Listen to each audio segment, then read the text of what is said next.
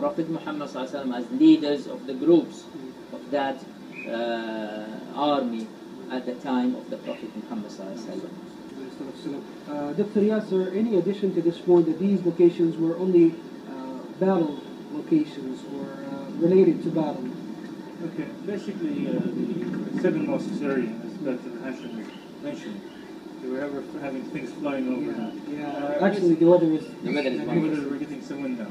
So basically, those mosques, generally that particular location, there's some areas where the Prophet ﷺ used to sit on the mountain of Sib'a and used to pray to Allah subhanahu wa ta'ala. I think Jabal Sib'a basically is the home of those masajid, where the ayah of the surah, the Fath, was revealed.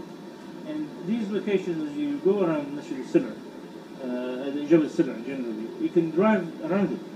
So basically, if you come to the surrounding area from Medina, try to rent a car and go around by yourself, because this is really, or buy a car. I don't know if I'm going to buy a car for a couple of days. But the thing is, you want to travel around Jabal Sib'a, enjoy the typology, enjoy the look at the mountain where the Prophet and his companions stood up those locations.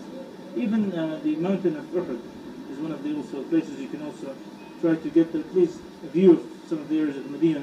You can get on Jabal Rumah. Look at those mosques of Medina from there. Look at the minarets, stay in the morning, go in the evening time. And that would really give you a point of view where you look at things differently here in Medina, rather than just going around, speeding up around different valleys and routes of Medina. Wonderful. Dr. Hashim, is it really necessary to visit all these mosques, or is it just a sunnah, or just to follow up some spiritual aspect? A hadith came just only for, as I know, for Quba Mosque, that the Prophet Muhammad ﷺ told us that who do pollution home and come here and perform 2 rak'ahs, it will be rewarded as Umrah. Other places to visit, it's okay to visit. We take into account or bear in mind that these places are mosques. So when we go, we perform salah, we supplicate, but we need really to remember that these places, though at that time, the Prophet's time, sallallahu alaihi wasallam time, they were places where far away from Medina, and different tribes around the Medina, different, as we said at the beginning of this issue today, that the Prophet really wanted to keep the population distributed, to keep really the geographical atmosphere of Al-Medina to be as it is, not to get all the people around the Grand Mosque of the Prophet Muhammad sallallahu alaihi wasallam. And why Medina is full of these mosques? Medina is history. Medina is really a book of history. We need really days and days, books and hours and hours in order to talk about the historical places in Medina. It is not enough just only in one issue or something like that to speak about even mosques. Just regarding the point that you have to visit those places.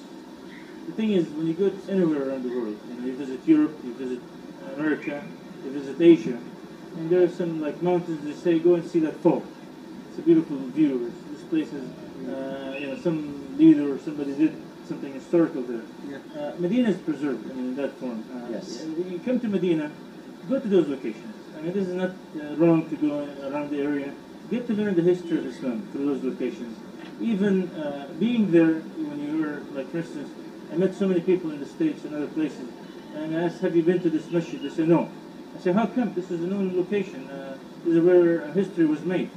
And I think it's very important also for us to mention that the government of Saudi Arabia has given us so much of those signs, that this is Masjid Quba, this is Masjid Qiblatain, for you to go and visit. Wonderful. And there are also a lot of interesting books about Al-Medina Munawwara. You can get them from any library from Al-Medina Munawwara or any international library. There is also the site www.almedina.org.